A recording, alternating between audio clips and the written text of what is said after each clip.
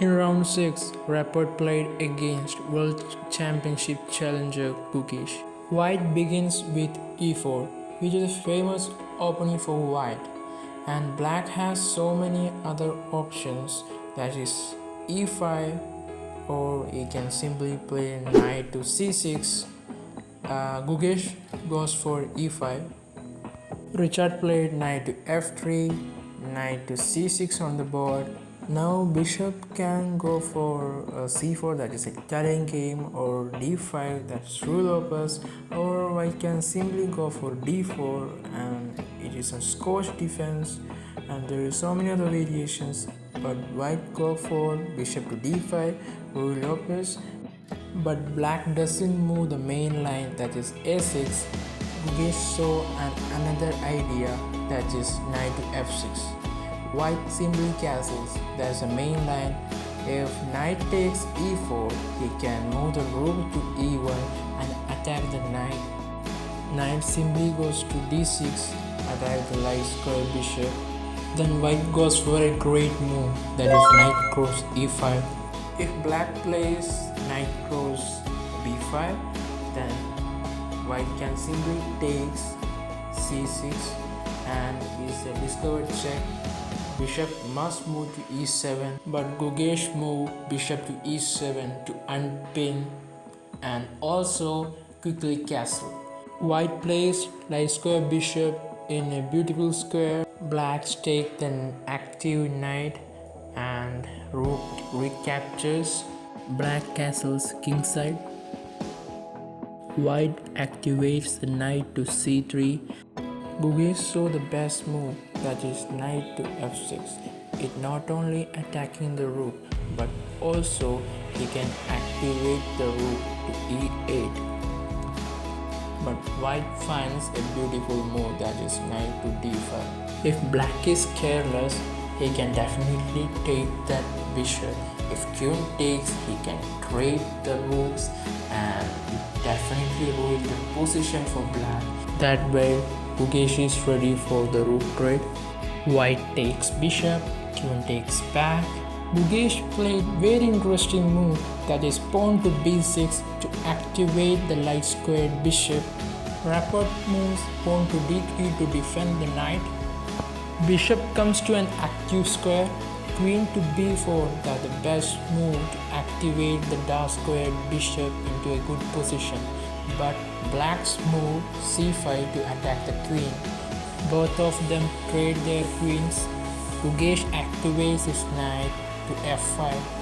Pawn moves to f3 to defend the counter attack of bishop. Gukesh finds the best move, that is pawn to f6. White activates the king to f2. Black attack the bishop with g5, and also he improves its positional advantage. And bishop moves to safer square. Gukesh advances his pawn to h5. White moves c3 protecting the d4 square. Gukesh activates the king to f7. Richard paired the bishop, and looking at the h5 pawn, bishop comes to d5. Bishop to d1, looking for a trade. Knight moves back to g7 square. Bishop to a4, attacking the isolated pawn. Gukesh defends it with rook. White beautifully placed bishop to c2. Black advances the pawn to h4. White plays a4. Knight comes to e6. Not only activating the knight, but also he can protect the g5 square. Black plays very interesting move, pawn to b5. White plays very cool move, pawn to a6. Rook comes to b8, pressuring on the b4 square. But Rapport simply moves his rook to a5. Black plays d6. Rapport played pawn to b4, such an excellent move. But black doesn't stop pushing the pawn. Pawn to f5, attacking king side. White takes c5, black takes back. White plays c4. Bishop moves to c6, putting more pressure on the b5 square. White takes b5, trading the rooks. Bishop comes to b3, pinning the knight. Black plays f4, protecting the g5 pawn. Rapport plays g3, looking for a trade. Black takes g3, such an excellent move. White plays bishop to e3, controlling the center. Black takes g3. King takes back. King comes to f6, getting more position, also unpin the knight.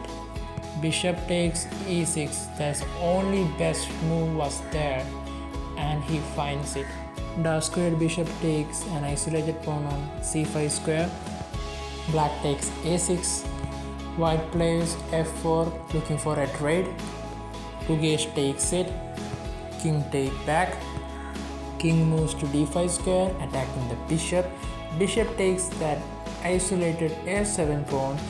Match ends in a draw, and India gets 12 points all total in 6th round. Thank you for watching.